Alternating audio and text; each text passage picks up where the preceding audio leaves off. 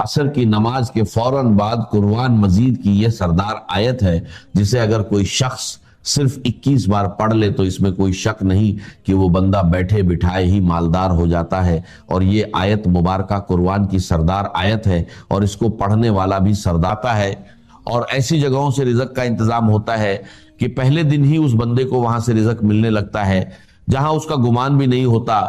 اسی لیے جو لوگ مالدار ہونا چاہتے ہیں، اس عمل کے ذریعے، اس قرآنی سردار آیت کے ذریعے کئی لوگوں کے حالات بدلے ہیں، کئی لوگوں کی زندگیاں بدلی ہیں، کئی لوگوں نے ترقی پائی ہے، اور کئی لوگ جن کو ساری زندگی کچھ نہیں مل سکا تھا اور جو وظائف کر کر کے تھک چکے تھے، انہوں نے عصر کی نماز کے بعد اس کی تلاوت شروع کی، اور پھر ایسی جگہوں سے رزق کا انتظام ہوا کہ آج وہ لوگ جو غریبی کی زندگی گزار رہے تھے آج اتنے مالدار ہیں کہ لوگوں میں رزق تقسیم کر رہے ہیں۔ کیونکہ دیکھیں آپ نے عصر کی نماز کے بعد اور مغرب کی نماز سے پہلے اس عمل کو کرنا ہے۔ پھر اس کی برکتوں کے کیا کہنے، مغرب کی نماز کے فوراً بعد آپ کو اس عمل کی وہ برکتیں، معجزات، کرامات اور اللہ کی رحمتیں اور انوار و تجلیات بندے پر برسنا شروع ہو جاتے ہیں، اور یہ صرف اتنا سا ٹائم لگتا ہے۔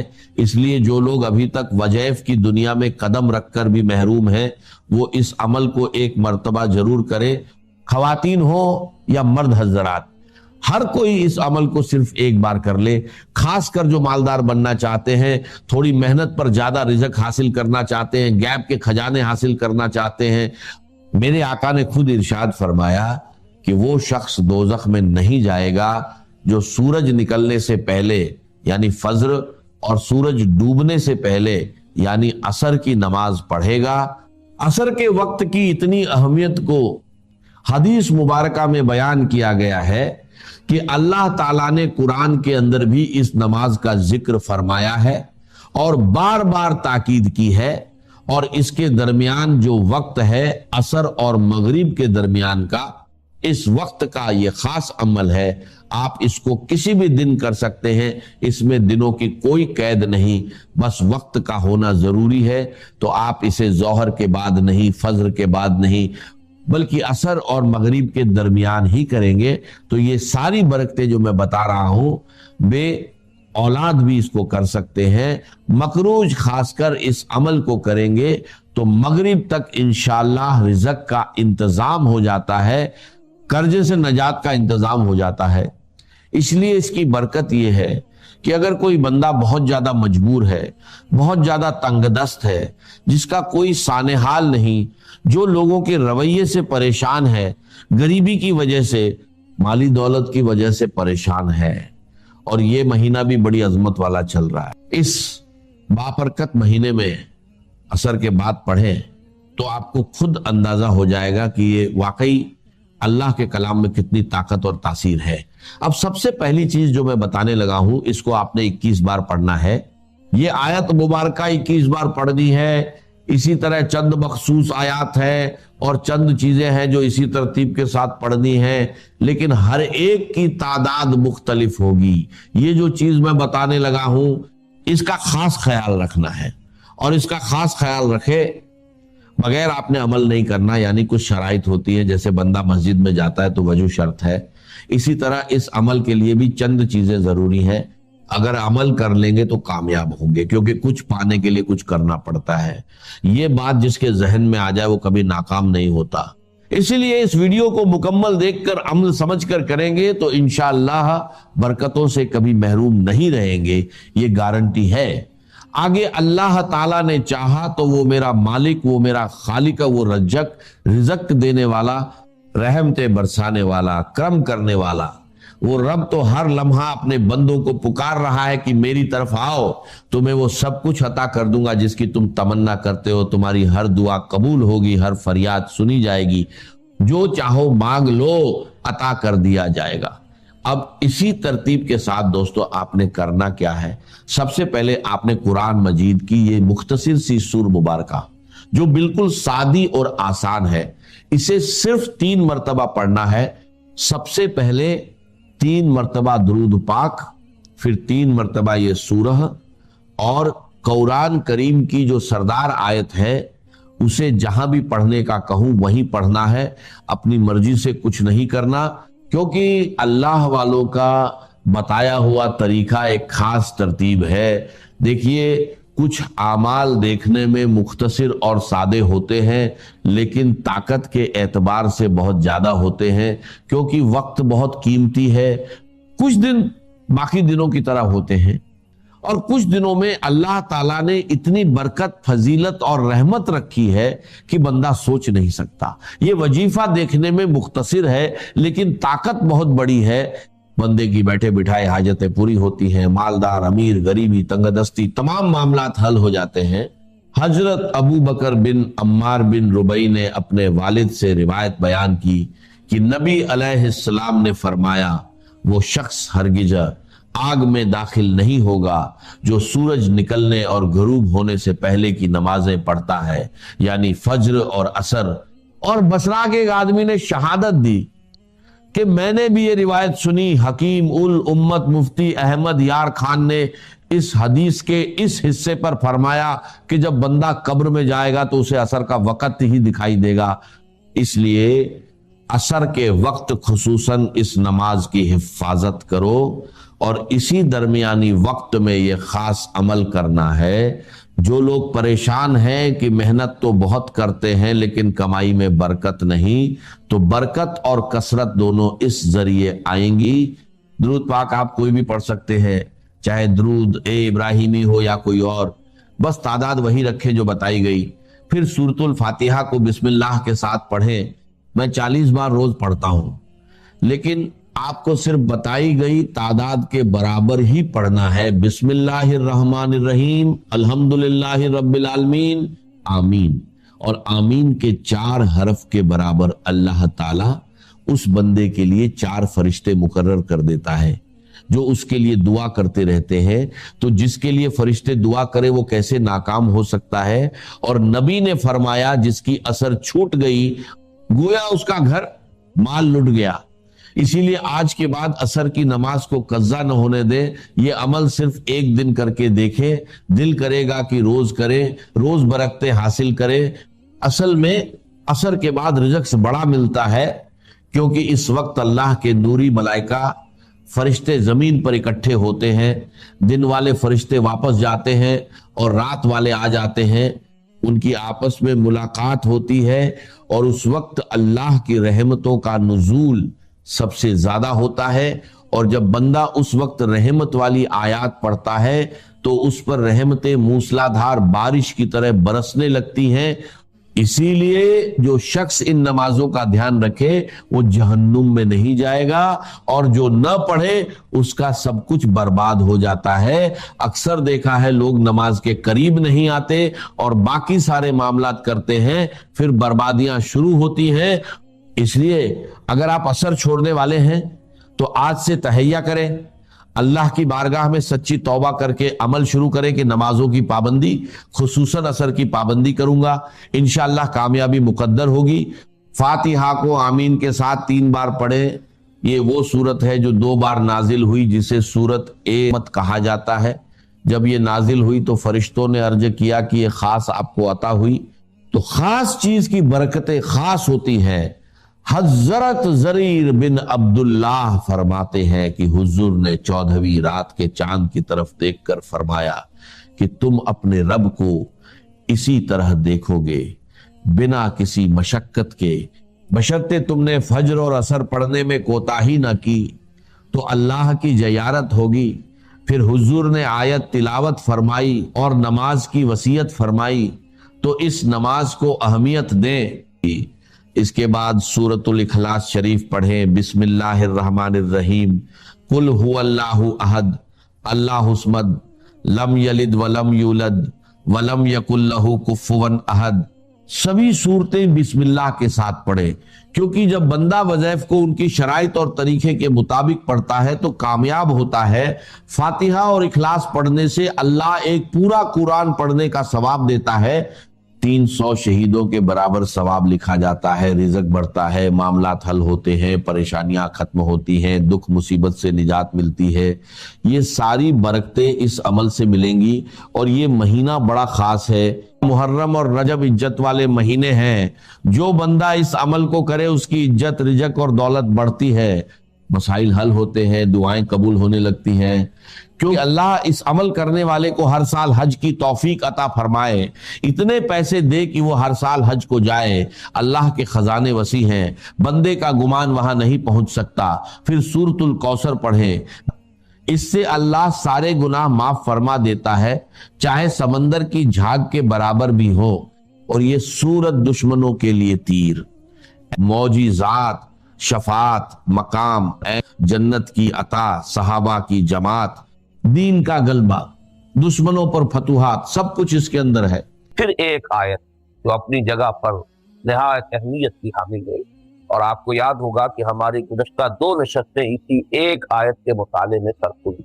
और यकीनन इस आया मुबारक का ये हक, इसलिए कि न सिर्फ ये कि इस सूरह मुबारक का ये उमूद है, मरकजी मजमून है, बल्कि जैसा कि मैं अर्ज कर चुका हूँ, डॉक्टर रफीउद्दीन मरहूम की एक रिवायत के मुताबिक इमामुल हिंद हज़रत शाह वलीउल्लाह देलवी रहमतुल्लाह अलैह के नज़दीक की आया मुबारक यानी सूरह सफ की आयत नंबर 9 पूरे कुरान मजीद का उमूद, मरकज और महवर, जिसके गिर्द के पूरे कुरान मजीद के मज़ामीन घूमते। अपनी ये नाचीज़ राय भी अर्ज कर चुका हूँ कि पूरे कुरान मजीद के लिए यह आया मुबारक का महवर है या नहीं, लेकिन सीरतुन नबी अला साहिब वस्सलाम के सही फहम के लिए यकीनन लाजमी कलीद, उसके लिए यकीनन उमूद की हैसियत रखती है। इस आयत मुबारक को समझेंगे तो सीरतुन नबी का फहम हासिल हो, इसलिए कि किसी भी अजीम शख्सियत के कारनामा हयात को एहसास करने के लिए सबसे पहले ये समझना जरूरी है कि उसका मकसद क्या, उसके सामने अपनी जिद्दोजहद और अपनी मसाइब हदफ के तौर पर क्या थी, उसी के हवाले से एहसास किया जाएगा कि किस दर्जे में कामयाबी। इस आया मुबारक पर जैसा कि मैंने अर्ज किया, गुज़श्ता 2 नशस्तों का अक्सर व बेशतर हिस्सा हम सर्व कर चुके हैं। मुझसे पिछली नशस्त में एक गलती हुई है और उसकी तरफ एक साहब ने, हमारे शुरकाए दर्स में से, उन्होंने तवज्जो दिलाई है, मैं उनका शुक्रिया अदा करता हूँ। ले युज़हिरहू जो मरकजी लफ्ज़ है इस उमूद वाली आयत का, हुवल्लज़ी अरसला रसूलहू बिलहुदा व दीनिल हक़्क़ लियुज़हिरहू अला दीनि कुल्ली।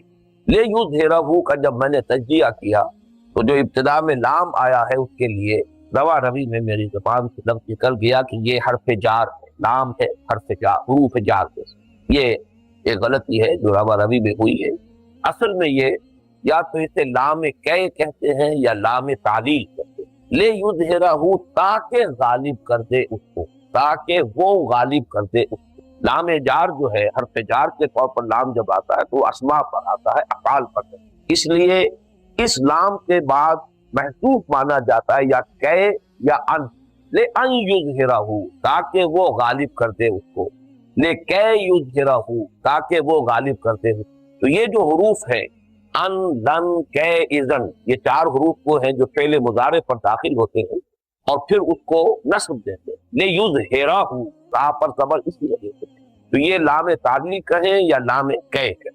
अलबत्ता एक बात पर अगर गौर करें कि जहां तक मफहूम का ताल्लुक है, इसमें वो हर्फ जार वाला लाम जो है उसका मफहूम मौजूद, इसलिए कि जब हर्फ जार के तौर पर लाम आता है तो उसके मानी होते हैं किसी शय के लिए, वास्ते, जैसे कि अक़ीमिस सलात लिज़िक्री, नमाज कायम करो मेरी जिक्र के लिए, मेरी याद के लिए, मेरी याद के वास्ते। तो ये किसी शय के वास्ते, किसी शय के लिए, ये दर हकीकत लाम जब हर्फ जार के तौर पर आता है तो उसका मफहूम, यहाँ वो मफहूम मौजूद, हुवल्लज़ी अरसला रसूलहू बिलहुदा व दीनिल हक़्क़ लियुज़हिरहू, वही है अल्लाह जिसने भेजा अपने रसूल को यानी मोहम्मद को सल्लल्लाहु अलैहि वसल्लम 2 चीजें देकर, अल हुदा यानी कुरान हकीम और दीन हक, इसलिए या इस वास्ते कि वो गालिब कर दे उसको पूरे के पूरे दीन पर। तो ये जो असल मफहूम है आप यहाँ मौजूद। बहरहाल जहाँ तक फनी एतबार से ये बात सही है कि ये हर्फ जार नहीं है बल्कि लाम तालीम या लाम कै। अब हम आगे चल रहे हैं। इस सूरह मुबारक का जो चौथा हिस्सा है ये फिर 4 आयात पर मुश्तमिल है। वो 4 आयात अभी मैंने तिलावत की है, आपने समाअत फरमाई। इन 4 आयात का मजमून है जिहाद के लिए पुरजोर दावत, और इसका जो रब्त है इस उमूद के साथ उसको पहचान। وہی ہے اللہ جس نے بھیجا اپنے رسول کو محمد کو صلی اللہ علیہ وسلم الہدیٰ و دین حق دے کر، تاکہ وہ غالب کرتے اس دین حق کو کل کے کل نظام زندگی پر۔ اب ظاہر بات ہے کہ یہ غلبہ دین حق محنت سے ہوگا، مشقت سے ہوگا، جہاد سے ہوگا، قتال سے ہوگا، ایثار سے ہوگا، قربانی سے ہوگا، گھر بیٹھے تو نہیں ہوگا، ہاتھ پر ہاتھ ڈالے تو نہیں۔ لہذا اس کے لیے ضروری ہے کہ اب دو لوگ بھی ایمان کے دعوے دار ہیں اللہ پر اور اس کے رسول پر۔ اللہ ہے اپنے رسول کو بھیجنے والا، اس پر بھی ہمارا ایمان ہے۔ رسول کا مقصد قرار دیا گیا غلبہ دین حق، اور رسول پر ہمارا ایمان ہے۔ تو جو لوگ بھی اللہ پر اور اس کے رسول پر ایمان کے مدعی ہیں، دعوے دار ہیں، اب ان کا فرض کہ وہ تن من دھن اس مقصد بعثت محمد علیہ صاحب الصلاۃ والسلام کی تکمیل کے لیے لگا دے، کھپا دے پر۔ لہذا نہایت پرزور دعوت ہے جو ان 4 آیات میں سامنے آ رہی۔ میں ذرا چاہوں گا کہ اس ربط کو ذرا اور گہرائی میں آپ سمجھ لیں، اس لیے کہ آیت نمبر 9 پر ایک گفتگو ہم اس اعتبار سے بھی کر چکے ہیں کہ یہ آیہ مبارکہ نبی اکرم صلی اللہ علیہ وسلم پر نبوت اور رسالت کی تکمیل کا بیان کر رہی ہے۔ یعنی ختم نبوت کا ایک تصور یہ ہے کہ پہلے نبوت کا سلسلہ چل رہا تھا، حضور پر وہ آ کر ختم ہو گیا، اب آپ کے بعد جیسے کہ حضور نے فرمایا انا خاتم النبیین لا نبی بعدی، اب میرے بعد کوئی نبی۔ اور دوسرا مفہوم یہ ہے کہ آپ پر نبوت اور رسالت کی تکمیل ہوئی۔ یہ تکمیل نبوت اور رسالت اصل میں بنائے فضیلت محمدی ہے صلی اللہ علیہ وسلم، ورنہ محض رسالت کا ختم ہو جاتا، اس میں تو فضیلت کی کوئی بات نہیں۔ فضیلت کی بنیاد تو یہ ہے کہ آپ پر رسالت کی تکمیل ہوئی، نبوت کی تکمیل۔ اس تکمیل نبوت اور رسالت کے 5 مظاہر کی تفصیل سے گفتگو ہو چکی ہے گزشتہ نشست میں۔ میں چاہتا ہوں پھر گن لیں، یاد کریں۔ سب سے پہلا مظہر کیا ہے کہ آپ اللہ کے واحد رسول ہیں صلی اللہ علیہ وسلم، جن کی بعثت پوری نوع انسانی کی۔ اس کا تعلق ہے جو سائنسی اور تکنیکی ارتقا ہوا ہے نسل انسانی کے ارتقا کے دوران، کہ اب یہ ممکن ہو گیا تھا کہ ایک نبی کی دعوت پوری نوع انسانی تک پہنچ سکے، اور ایک نبی کی دعوت پر پوری نوع انسانی کو جمع کی۔ اس سے پہلے ذرائع رسل و رسائل ایسے نہیں تھے کہ ایک نبی کی بعثت پوری نوع انسانی کے لیے ہوتا۔ تو پہلا مظہر یہی ہے کہ آپ کی بعثت ہے وما ارسلناک الا کافۃ للناس بشیرا ونذیرا۔ دوسرا بعثت اگرچہ ہدایت کا سلسلہ تو حضرت آدم سے چلا آ رہا، اما یاتینکم منی ھدی فمن تبع ھدایا فلا خوف علیہم ولا هم یحزنون۔ جتنے صحیفے نازل ہوئے وہ صحف ابراہیم تھے یا صحف موسیٰ تھے، جتنی کتابیں آئیں وہ تورات ہو، زبور ہو، انجیل ہو، سب میں ہدایت تھی، ہدن۔ لیکن یہ ہدایت اب کامل ہو گئی ہے قرآن میں، ul Huda, the guidance, the complete guidance, the final guidance. اور یہی وجہ ہے کہ اس کی حفاظت کا ذمہ لیا اور سابقہ کتابوں کی حفاظت کا ذمہ نہیں لیا۔ تیسرا مظہر جو تمدنی ارتقا ہوا ہے نوع انسانی کا، اب نوع انسانی اس مقام پر پہنچ گئی تھی کہ اسے ایک نظام اجتماعی درکار، انفرادیت کا دائرہ سکڑتے سکڑتے بہت محدود ہو چکا ہے، اور اجتماعیت کا تسلط جو ہے انسانی زندگی پر بہت گہرا ہو چکا ہے، بہت وسیع ہو چکا ہے۔ لہذا اب اصل جس جو ہے مطلوب ہے انسان کو درکار ہے وہ ایک نظام عدل اجتماعی۔ تو گویا کہ دین ایک نظام کی حیثیت سے اس کی تکمیل ہوئی ہے محمد پر صلی اللہ علیہ وسلم۔ الیوم اکملت لکم دینکم واتممت علیکم نعمتی ورضیت لکم الاسلام دینا۔ یہ تیسرا منظر ہے حضور پر تکمیل نبوت رسالت۔ چوتھے اور پانچویں جو مظاہر ہیں تکمیل رسالت کے، ان کا تعلق ہے اتمام حجت کے ساتھ۔ اتمام حجت بھی حضور کے ذریعے سے بدرجہ کمال و اتمام ہوا ہے۔ اتمام حجت کے بھی درجے، آپ کسی بات کو کسی کے سامنے بیان کر دیجئے، بہت عمدگی سے بیان کر دیجئے کہ بات اس کی سمجھ میں آ کر، یہ بھی ایک درجے میں اتمام حجت۔ لیکن آپ اس شے کا ایک عملی نمونہ پیش کر دیں، یہ ہے اصل میں پھر کہ اتمام حجت اب نقطۂ عروج کو، نقطۂ کمال کو پہنچ۔ کہ صرف ذہنی صلاحیت کی درکار نہ ہو اس کو سمجھنے کے لیے، کم تر ذہنی صلاحیت کے لوگ بھی دیکھ لیں کہ یہ ہے اس کی برکات، یہ ہے اس کی کیفیات۔ تو گویا کہ اب اس کے بعد اتمام حجت درجہ آ۔ تو اس میں پہلی اتمام حجت تو ہوئی ہے پوری نوع انسانی پر کہ دین حق کا ایک عملی نمونہ پیش۔ اگر یہ دین حق صرف نظری طور پر قرآن مجید ہی میں ہوتا، یا حضور اس کی مزید تشریح بھی فرما دیتے اپنی احادیث شریفہ میں، تب بھی ایک طرح کا اتمام حجت تھا۔ لیکن جب تک کہ اس کا ایک ماڈل، اس کا ایک نمونہ نہ دکھا دیا جاتا، بدرجہ تمام و کمال اتمام حجت نہیں۔ لہذا حضور نے لِیُظْہِرَہُ عَلَى الدِّینِ کُلِّہ، جان رسل محنت و مشقت کے نتیجے میں وہ نظام قائم کر کے اس کا ایک عملی نمونہ دکھا دیا اب یہ تا قیام قیامت نسل انسانی پر حجت، ہر کجا بینی جہان رنگ و بو، آنکھ یا خاک کرو یا دانتو یا نور مصطفیٰ اورا بہا یا حنوز اندر صلاتے۔ اور اسی اتمام حجت کا دوسرا پہلو جو ہے وہ امت پر، کہ آپ نے یہ اظہار دین حق کا جو فریضہ ہے، دین کے غالب کر دینے کا فریضہ، یہ معجزوں کی مدد سے کر کے نہیں دکھایا، بلکہ انسانی مشقت، جد و جہد، محنت، ایثار، قربانی، مصائب جھیل کر، تکلیفیں برداشت کر کے، ہر طرح کی جو بھی آزمائشیں ہو سکتی ہیں ان سے خود بھی بنفس نفیس گزر کر اور اپنے صحابہ کو بھی ان سے گزار کر absolutely at the level of human effort and struggle یہ کارنامہ کرتے تھے۔ یہ بہت اہم پہلو ہے سیرت النبی کا صلی اللہ علیہ وسلم، ورنہ یہ کہ قدم قدم پر مطالبے آ رہے تھے معجزہ دکھائیں، معجزہ نہیں آیا، معجزہ بس قرآن ہے، جس کو سمجھنا ہو یہ معجزہ ہے، محمد کا اصل معجزہ یہ قرآن۔ ورنہ آپ سوچئے کہ اگر بنی اسرائیل کے لیے جبکہ ان کو شدید بھوک کی کیفیت جو ہے اس نے ستایا تو من و سلوہ نازل ہو گیا، کیا حضور اور آپ کے صحابہ کا درجہ ان سے کہیں بلند نہیں تھا کہ غزوہ تبوک کے دوران من و سلوہ نازل کیا جاتا؟ نہیں نازل، بھوک اور پیاس کی مشقت نہیں تھے، ہیومن لیول پر ایفرٹ کا ایک نمونہ قائم کیا ہے دنیا میں، ایثار، قربانی، جد و جہد، مصیبتیں جھیل کر۔ در حقیقت یہ جو ہے آخری اتمام حجت یہ امت پر، کہ اب جب بھی اظہار دین حق حالت دین کلہ کا فریضہ سر انجام دینے کے لیے امت میں سے کوئی گروہ کھڑا ہوگا تو اس کے سامنے حجت موجود ہے، یہ تمام مصیبتیں، یہ تمام تکلیفیں، یہ تمام آزمائشیں محمد رسول اللہ والذین معہ صلی اللہ علیہ وسلم ورضی اللہ تعالیٰ عنہم اجمعین، ان سب کو جھیلنی پڑی، ان سب میں سے گزرنا پڑا۔ یہ ہے اصل میں آخری نقطہ جس کا تعلق ہے ان 4 آیات کے ساتھ، اب پکارا جا رہا ہے اس خدمت و جہد کے لیے، اس اطاعت و قربانی کے لیے، اس محنت و مشقت کے لیے، اس جاں گسل جد و جہد کے لیے۔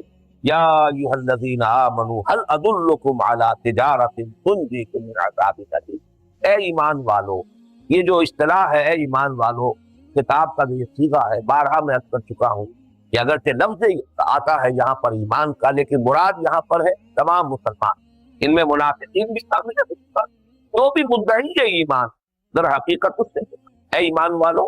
قرآن مجید میں کہیں مسلمانوں کو خطاب نہیں کیا گیا یا ایھا الذین اسلموا، کہیں منافقین کو خطاب نہیں کیا گیا یا ایھا الذین نافقوا، لیکن چونکہ اہل ایمان ہی کے گروہ میں مومنین صادقین بھی تھے، منافقین بھی تھے، اور ایک بین بین کی کیفیت بھی تھی جس کا تذکرہ سورہ حجرات میں آ چکا ہے۔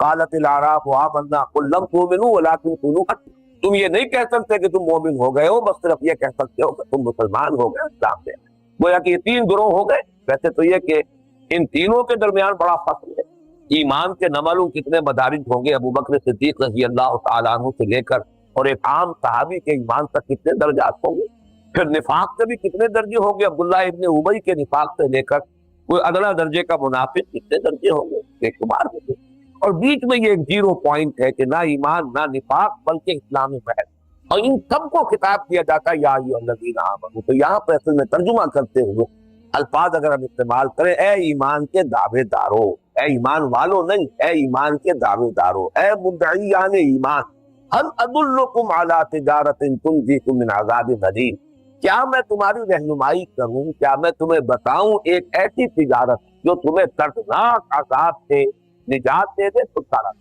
اس میں پہلی بات تو یہ سمجھیے کہ یہ بڑا ہی فطری اسلوب ہے تعلیم کا، سوال جواب، سوال کیا جائے تاکہ جو بھی شاگرد ہیں، جو سامع ہیں، جو بھی زیر تربیت لوگ ہیں، پہلے وہ چونک جائیں، وہ پوری طرح متوجہ ہو جائے۔ یہ اسلوب قرآن مجید میں بھی بہت مرتبہ آیا ہے اور حدیث نبوی میں بہت کثرت، بلکہ حضور کا انداز تو بہت چونکانے کا ہوتا تھا۔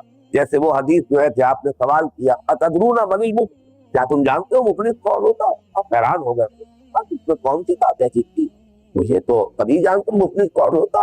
بہرحال عرض کیا، جب سوال کیا ہے حضور نے صلی اللہ علیہ وسلم کو عرض کیا المفلس عندنا من لا درہم لہ ولا دینار، حضور ہم کو اسی کو مفلس سمجھتے ہیں جس کے پاس درہم و دینار نہیں، وہ کیا کہتے ہیں اور سونا چاندی نہیں، گھر نہیں۔ میری امت کا مفلس وہ ہے جو عبادات میں تو بڑے گٹھڑ اور بوجھ لے کر آئے گا قیامت کے دن، لیکن یہ ہے کہ حقوق العباد کے اندر اس نے کوتاہی کی ہوگی، کسی کو گالی دے دی ہوگی، کسی پر کوئی تہمت تراش کی ہوگی، کسی کا مال ہڑپ کر لیا ہوگا، کسی کی عزت کے اوپر حملہ کیا ہوگا، یہ سب دعوے دار آ جائیں گے اور اس کی ساری نیکیاں عبادتیں ان کو دے دی، پھر بھی حساب نہیں ختم ہوگا، مدعیان اب بھی ہوں گے، تو ان کے گناہ جو ہے وہ اس کے کھاتے میں درج کیے جائیں گے اور وہ ان کے گناہوں تلے دب کر جہنم میں پہنچیا جائے. یہ مفلس وہی انداز یہاں سوال کیا تھا اللہ سن تم بتاؤں میں تم وہ تجارت جو تمہیں دسناک عذاب سے چھٹکارا دلا نجات طلب ہے. یہاں باب قال انجا ینجی ایجان هل ادلکم علی تجارت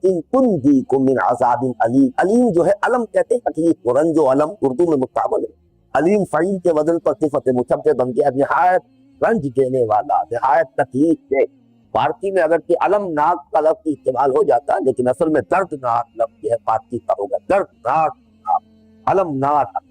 اب دوسرا پوائنٹ یہ نوٹ کیجیے کہ لفظ تجارت یہاں آیا اس قدر آسان ترین لفظ. یہ بات میں نے بارہا کہی ہے، قرآن مجید نے اپنے اصل میسج اور پیغام کو نہایت سادہ الفاظ میں کہا.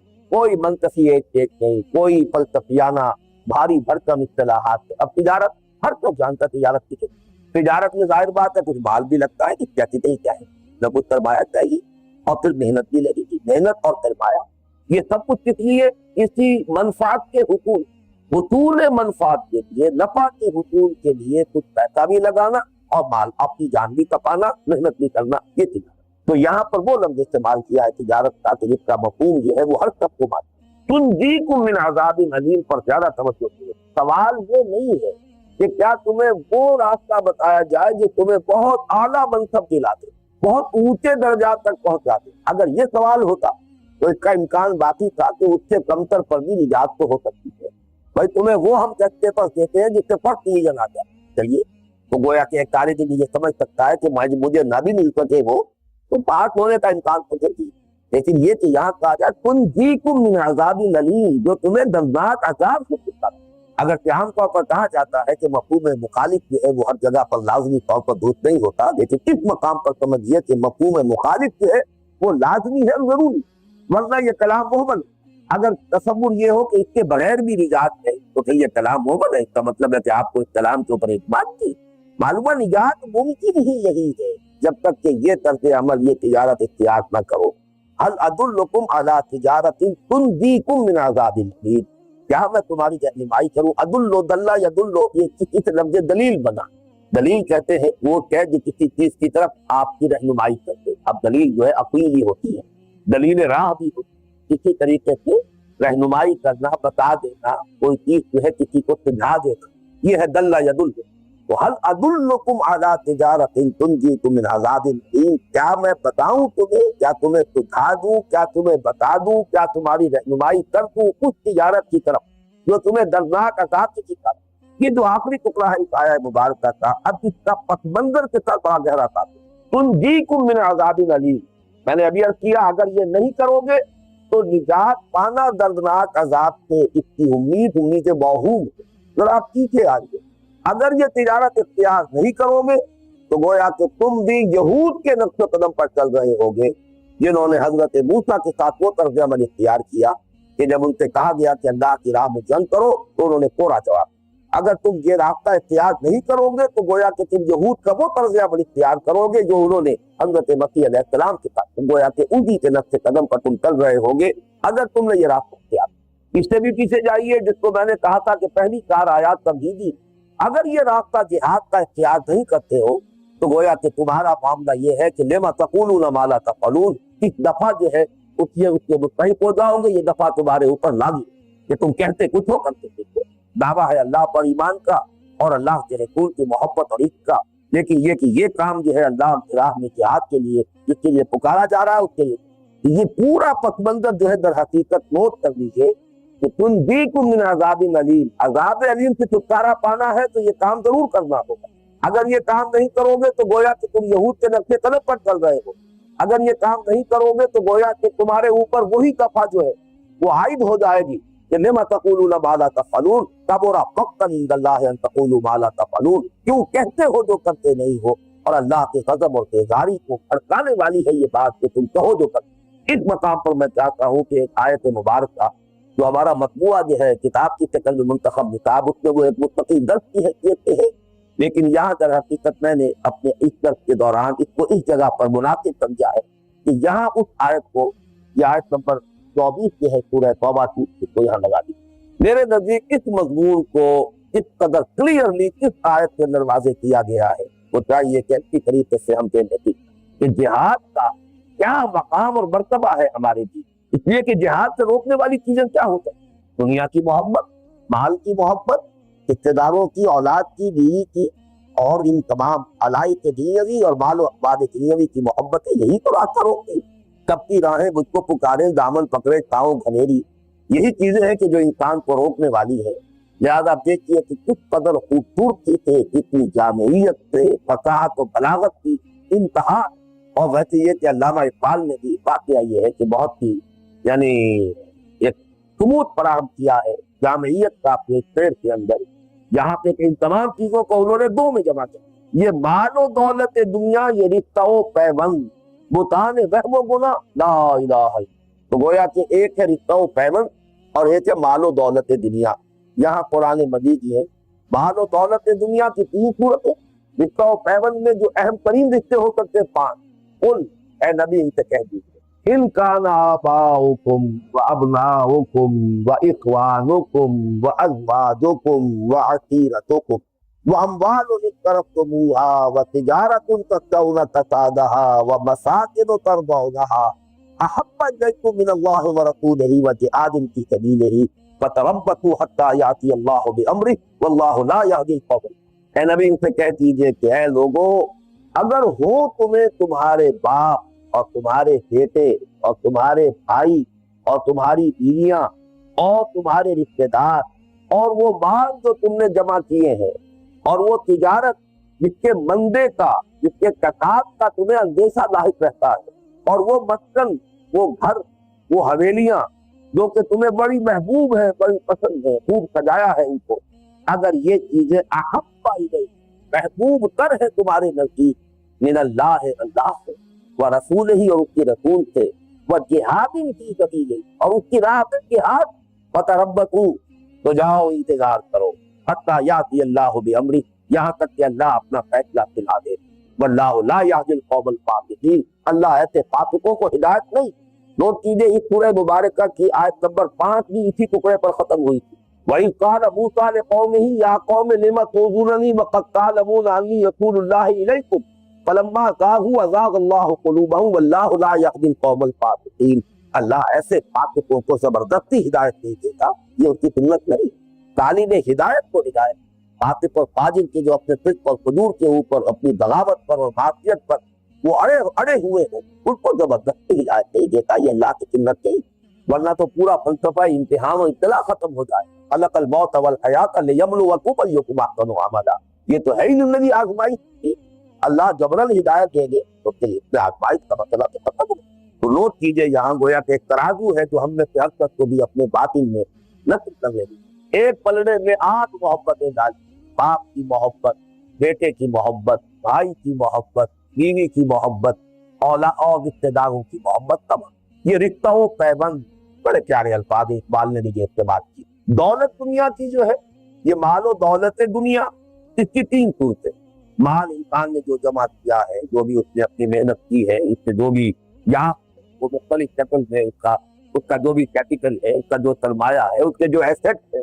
फिर नंबर 2, जो भी कारोबार जमाया है, बड़ी मुशक्कत की है, इसके लिए बड़ी मेहनत के साथ जो है वो अब कारोबार इस जगह पर पहुंचा है कि अब उसमें से अगर जरा भी इंसान अपना वक्त निकालता है, अपनी तवज्जो हटाता है, तो कारोबार का मामला ये कि वो पहिया उल्टा फिरने लगता है, फिर बजाय नफे से नुकसान होना शुरू हो जाता है। लिहाजा वो कारोबार जिसको इंसान मेहनत से जमाता है, वो हमेशा के लिए चाहता है, अपने अंदर लटातीन रखता है इंसान को, तो का तो बड़ी मेहनत के साथ इस कारोबार को जो है, ये पहिया जो है घुमाया है इसको बड़ी मेहनत के साथ।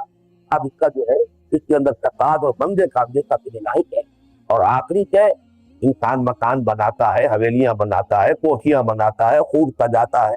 आजकल जो आपने देखा होगा जिस तरीके से मार्बल तोपा हुआ होता है, मालूम होता है कि पैसे इतने ज्यादा हैं, दौलत इतनी कसीर हो गई है कि इंसान जैसे कि किसी चीज को तोपा जा रहा, ये पैसे तो फुटे हुए हैं मकानों के। फिर अंदर जो है जो भी डेकोरेशन के लिए न मालूम कहाँ से डेकोरेशन की लाए गए हैं, कहाँ से यह फर्नीचर आया है, आदमी को अच्छा लगता है, वो चीजें जो है बड़ी पसंद है, महबूब है।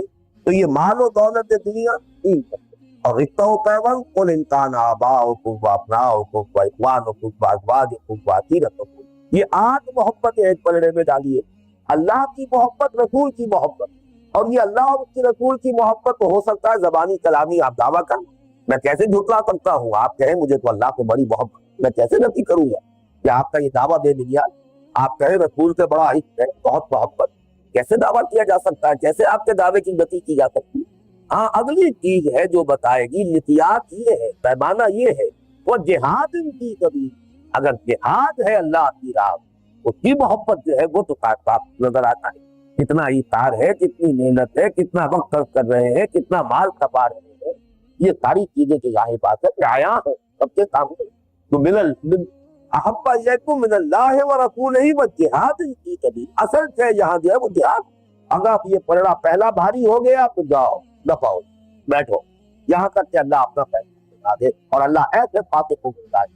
یہ آیت مبارکہ اور زیادہ ذکر دی جب ہم آخری کی صورت ہے سورہ حدید، اس کا مطالعہ کریں گے، وہ ہمارا پورا چھٹا حصہ جو ہے منتخب نصاب کا اسی ایک صورت پر مشتمل ہے، لیکن اس میں چاہتا ہوں 2 باتیں اور کیونکہ یہاں بھی لفظ محبت آیا ہے، انسان کو کتنی محبت ہے اللہ سے اور اس کے رسول سے اور اس کی راہ میں جہاد سے، اور سورہ صف کی آیت نمبر 4 میں بھی لفظ محبت آیا، ان اللہ یحب الذین یقاتلون فی سبیلہ صفا کانہم بنیان مرصوص، اللہ کو تو محبت ہے اپنے ان بندوں سے جو اس کی راہ میں جنگ کرتے ہیں، اس طرح صفیں باندھ کر گویا کہ قصہ الہی کی بات۔ ان دونوں محبتوں کے حوالے سے جان لیجئے کہ محبت ہمیشہ باہمی ہے، آپ کو کسی سے محبت ہے تو اس کو بھی آپ سے لازماً محبت ہے۔ انگریزی کا جو محاورہ ہے love begets love and hatred begets hate، آپ کے دل میں کسی سے نفرت ہے، چاہے اوپر سے چاپلوسی آپ کر رہے ہیں اور جو بھی ہے سخن سازی کر رہے ہیں، لیکن آپ کے دل کی نفرت یہ ریفلیکٹ ہوگی اور اس کے دل میں بھی آپ کی طرف سے نفرت پیدا ہوگی۔ آپ کے دل میں محبت ہے، چاہے آپ نے اس کا اظہار نہیں کیا، یا تو آپ کے جذبات کے اظہار کی آپ کو عادت ہے، آپ کا مزاج نہیں، لیکن یہ کہ دل میں محبت ہے جس سے، اس کے دل میں بھی لازماً آپ سے یہ محبت ہے، یہ محبت صاحب چنانچہ اس کے حوالے سے نوٹ کیجئے کہ اللہ کی محبوبیت کبریٰ کا مقام جو آیا ہے وہ یا تو سورہ صف کی آیت میں آئے جو ابھی میں نے تلاوت کی، ان اللہ یحب الذین یقاتلون فی سبیلہ صفا کانہم بنیان مرصوص، اور ایک اور مقام ایسا ہے جس کی طرف میں توجہ دلانا چاہتا ہوں آج، اس لیے کہ اس کی وجہ سے ذہن جو ہے وہ صحیح بات تک نہیں پہنچتا بلکہ راستے میں ایک جگہ پر اٹک کر، وہ آیت جو ہے ہمارے ہاں مذہبی مواعظ میں اور تقاریر میں خطبات جمعہ میں بہت کثرت سے بیان کی تھی، قل ان کنتم تحبون اللہ فاتبعونی یحببکم اللہ، اے نبی ان سے کہہ دیجئے، سورہ آل عمران کی آیت نمبر 31 ان سے کہہ دیجئے اگر تم اللہ سے محبت کرتے ہو تو میرا اتباع کرو، اللہ تم سے محبت کرے۔ یہ محبت باہمی کی آیت یہ ہے، وہ غالباً جس طرح یہ دونوں دو طرفہ محبت کا ذکر آیا ہے یہاں، غالباً میرے ذہن میں اس پر پورا استعداد نہیں ہے، میرا اندازہ ہے کہ کس طرح سے یہ کہیں بھی جمع ہو کر ایک آیت میں محبت باہمی، ان کنتم تحبون اللہ، اگر تم محبت کرتے ہو اللہ سے، اور جو نتیجہ نکلے گا یحببکم اللہ، اللہ تم سے محبت کرنے لگے گا۔ تو درمیان میں اس کے لیے جو تک بتائی ہے، راستہ بتایا ہے، فاتبعونی، یہاں اس طرف سے اتباع کا جو تصور ذہنوں میں بیٹھا ہوا ہے یہ راستے میں الجھا دیتا ہے آدمی کو اور صحیح حقیقت تک پہنچنے میں۔ اتباع سنت کا تصور تو یہی ہے کہ آپ نے داڑھی رکھی، آپ نے پائچہ جو ہے وہ اٹکنے سے اوپر کر لیا، وضاقتہ جو ہے آپ نے بنا لی، آپ نے کھڑے ہو کر کھانا نہیں کھایا، بڑا تیر مارا کہ آپ نے چاہے گلاس کے اندر کسی دعوت میں سب لوگ کھڑے ہو کر کھانا کھا رہے ہیں، آپ نے بھی بیٹھ کر کھا رہے ہیں، چاہے زمین پر بیٹھنا پڑ گیا، اتباع رسول ہے۔ اسی طریقے سے فرض کیجیے کہ آپ چمچ سے نہیں کھا رہا صاحب، چمچہ استعمال نہیں کر، یہ تمام چیزیں اصل میں سارا تصور اتباع جو ہے وہ ان کے اندر محدود ہو کر ہے، حالانکہ اصل اتباع کیا ہے؟ لقد کان لکم فی رسول اللہ اسوۃ حسنہ، میری کتاب اسوہ رسول اس پر موجود ہے، سورہ احزاب کی آیت میں وہ کس مقام پر آئی؟ رسول کی اصل سنت تھا کہ جب سے وحی کا آغاز ہوا ہے اس وقت سے لے کر اور حیات دنیاوی کے آخری سانس تک آپ کو دھن کیا سوال ہے، کس چیز کی فکر دامن دی گئی، کس میں رات اور دن ایک کیے، کس کام کے لیے آپ نے محنت اور اپنی مشقت کو ہے وقت کیے رکھا، وہ تو دو ہی کام ہے، اللہ کے دین کی تبلیغ اور دعوت اور اللہ کے دین کی اقامت اور اس کے لیے جہاد، اور اس میں اتباع کرے نا، اور اس سے ہٹ کر صرف داڑھی اور لباس اور مسواک اور وضاقتہ اور بیٹھ کر کھانا یا جو بھی چیزیں ہیں، میں ان میں سے کسی کی توہین نہیں کرنا چاہتا، یہ تمام چیزیں انتہائی قیمتی ہوگی بشرطے کہ وہ اصل اتباع ہوگی، لیکن اصل وہ اتباع نہیں ہے، تو یہ اتباع کا دھوکہ، یہ اصل میں اپنے آپ کو فریب دینا کہ ہم بڑے متبع سنت ہیں اور بڑے متبع رسول ہیں، اور جب متبع رسول ہو گئے ہیں تو گویا کہ اللہ کے محبوب ہو گئے۔ ان چیزوں کے حوالے سے اپنے آپ کو متبع رسول کا سمجھ کر اور محبوبیت کبریٰ کے مقام پر فائز کرنا، یہ ہے سیلف ڈسپلن، یہ ہے اصل دھوکہ۔ دینداری کا اصل میں یہ وہ تصور ہے، اتباع سنت کا یہ تصور ہے کہ جو اس وقت ہمارے ذہنوں میں ہے۔ لہذا جب آیت پڑھیں گے فَاتَّبِعُونِی، اتباع کے بارے میں صرف یہ چیزیں آئیں۔ مجھے اقبال نے کہا ہے کہ گاہ میری نگاہیں تھے تیر گئی دل وجود، گاہ الٹ کے رہ گئی میرے توہمات میں۔ تو یہ اتباع کا پورا تصور جو ہے وہ یہی الٹ کر رہ جاتا ہے، اور اس سے آگے جو ہے یہ تصور سامنے نہیں ہے کہ اِنَّ صَلَاتِی وَنُسُکِی وَمَحْیَایَ وَمَمَاتِی لِلَّهِ رَبِّ العالمین۔ میرا سونا، میرا جاگنا، میرا اٹھنا، میرا بیٹھنا، میرا چلنا، میرا پھرنا، میری رات، میرا دن، میری صبح، میری شام، ہر شے جو ہے وہ در حقیقت ان دو چیزوں کے لیے وقت ہو کر رہ گئی ہے، اللہ کے لیے، اور اللہ سے مراد کیا؟ اللہ کے دین کی دعوت تبلیغ اور اللہ کے دین کو قائم کرنے کی جدوجہد کے لیے جہاد ہے۔ یہ ہے اصل اعتبار۔ اس اعتبار سے اس آیت کو بھی در حقیقت اس کے اصل مفہوم کے اعتبار سے اسی کے ساتھ ٹانک لیجیے جو سورہ صف کی آیت نمبر 4 ہے، ان اللہ یحب الذین یقاتلون فی سبیلہ صفا کانہم بنیان مرصوص۔ یہی وجہ ہے کہ وہ آیت مبارکہ لقد کان لکم فی رسول اللہ اسوۃ حسنہ، یہ آیت آئی ہے سورہ احزاب کے ذریعے، غزوہ احزاب کے ذریعے، سورہ احزاب میں آیت پڑھی، وہ ہے اصل اسوہ محمد رسول اللہ کا، ان کے صحابہ کا، جو غزوہ احزاب میں سب استقامت، جو بھی بڑی سے بڑی جو ہے صورت جو ہے جو بن گئی تھی خوفناک، اس میں بھی اللہ پر اعتماد اور یقین اور اسی جہاد اور قتال پر اور اپنی سرفروشی اور جاں پہچانی کے لیے پوری آمادگی جو ہے، یہ ہے اصل اتباع رسول کا، اور یہ ہے اصل میں صحابہ کرام کا اتباع رسول، اس لیے کہ ان سے بڑھ کر تو متبع رسول